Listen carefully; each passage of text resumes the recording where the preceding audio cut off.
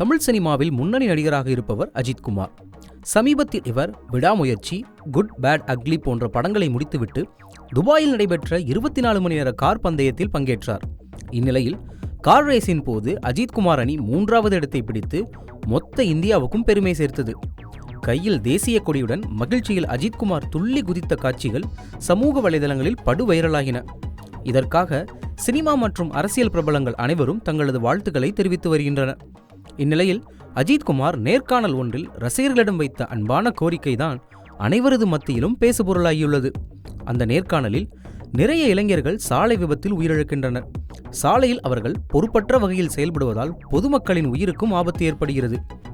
மேலும் சாலை விபத்துக்குள்ளானவர்களை மருத்துவ வல்லுநர்கள் தான் மீட்க வேண்டும். துபாய் உள்ளிட்ட வெளிநாடுகளில் இந்த நடைமுறை உள்ளது. ஆனால் இந்தியாவில் அது போன்று இல்லை. ஆபத்தில் உள்ளவர்களை காப்பாற்றுவதாக நினைத்து மக்கள் விபத்தில் உள்ளவர்களை மீட்கின்றனர். விபத்தில் சிக்கியவர்களுக்கு சிலர் தண்ணீர் தருகின்றனர். ஆனால் விபத்துக்குள்ளானவருக்கு ஸ்பைனல் இன்ஜூரி ஏற்பட்டிருந்தால் அது ஆபத்தாகிவிடும். என் நண்பருக்கும் இதுபோன்று நடந்துள்ளது. அதனால் மருத்துவ வல்லுநர்கள் தான் விபத்தில் சிக்கியவர்களை மீட்க வேண்டும்.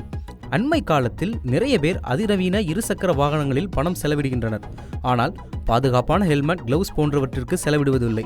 உங்கள் வாகனத்தின் மதிப்பில் 15% உங்கள் பாதுகாப்பிற்கு செலவிடுங்கள் என்று அந்த நேர்காணலில் கூறியுள்ளார். இவ்வாறாக அஜித் குமார் பேசிய அந்த நேர்காணல் சமூக வலைதளங்களில் படுவைரலாக பரவி வருகிறது.